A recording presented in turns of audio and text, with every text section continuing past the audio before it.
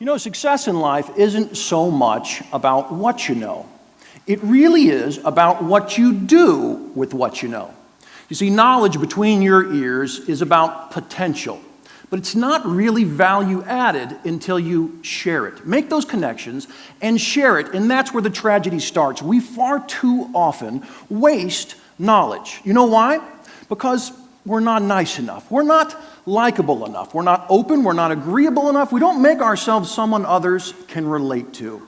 And that's unfortunate. So we have to learn to get over ourselves. Leaders, experts, hear me. You've got to get down off of that pedestal sometimes. Put 2 feet on the ground. Close your mouth, open your ears, use your eyes, and see the amazing people around you for the unique individuals they are and the value they add. And when you do, it's amazing how much more interesting they might find you. And that's when knowledge gets shared. Great relationships are born, great teams begin. Now, I met a guy years ago who learned this lesson in an interesting way. I'm in class, I'm teaching a course years ago. One of my students, guy's name's Dave, raised his hand like this. Now, in my class, this is funny. Nobody would ever raise their hand. We just talked. But he was polite, old school, young 40-something executive. He raised his hand, and we loved it because we knew when Dave raised his hand, we were going to hear something interesting. He was thoughtful. And he said, well, look, Doc, I hear you. I want everyone here to know I agree with you. But, big pause, he says, I want them to realize it's so much more difficult to go to work with real people and get stuff right than it is to sit here in a classroom and just talk about it.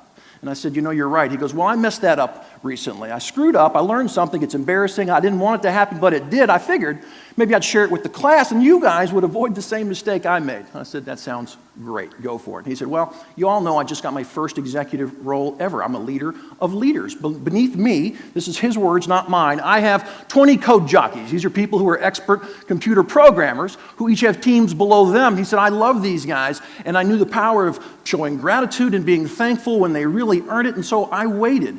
He said that night, I waited for a month or two until real milestones piled up worthy of thanking and applauding. And unannounced, I walked out into their cubes at work and I called everybody over for a big huddle. I didn't tell them why, I just said, everybody come out here. All of the managers came out there. He said, I took a knee like a good coach and I got down there and I said real simply, you guys are doing great work. Thank you. I want to tell you how much I appreciate all the hard work that you're doing. So I'm going to take everybody on the team to happy hour. Now, you drinkers in the crowd who just giggled, like me, enjoy a good happy hour. But you're also bright, and you know, not everyone does. A couple days later, they went to happy hour. There's Dave waiting on the team. Half the team showed. He was baffled to see only half of his team there. Late that night, one guy left at the bar with Dave, someone he's known for a while, who will give him straight feedback. He's a member of the team, and he said, look, not everyone likes to drink, pal. I'm sorry.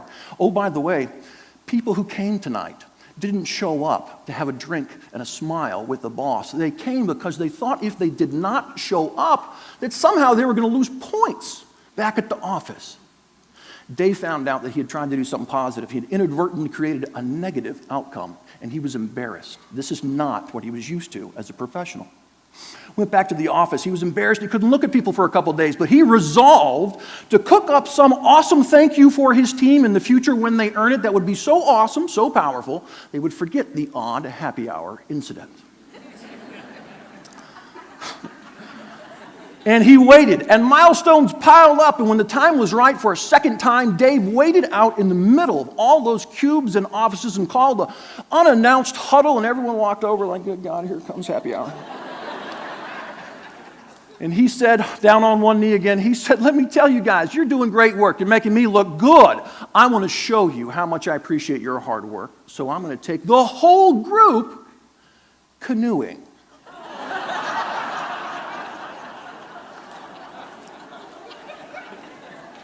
Can you imagine what these poor people were thinking? Now I've got to get sunburned with this idiot.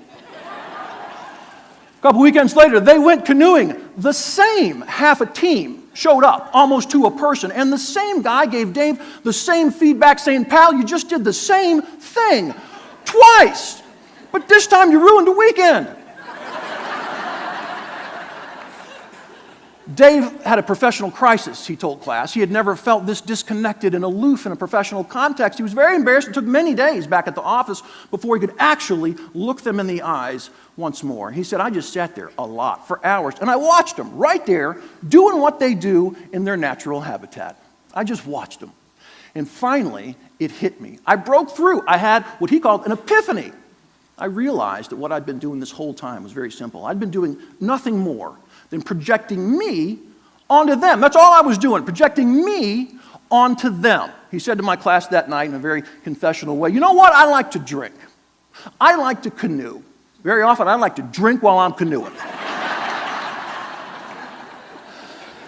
And the breakthrough moment was realizing that had nothing to do with my team. He said, when I realized that and a new lens clicked in place, I saw something right there in front of me. It had been there every day, but I missed it every day until now. I saw it. Everyone's hanging on his words in class, listening to this story. I said, what did you see? He goes, I noticed that every single person on my team, every person, had a very clear indication in their workspace that they were a huge fan of professional wrestling. Bobblehead, figurine, mousepad, screensaver, signed autograph. Now, Dave, like me, thought that professional wrestling was about the stupidest thing man ever created.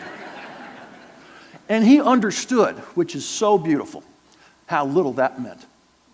And the next time those folks had genuine things worth celebrating, he, for a brave third time, walked down the middle of all those cubes and offices, called the huddle, took a knee, and everyone just, oh God, he's going to make us jump out of airplanes.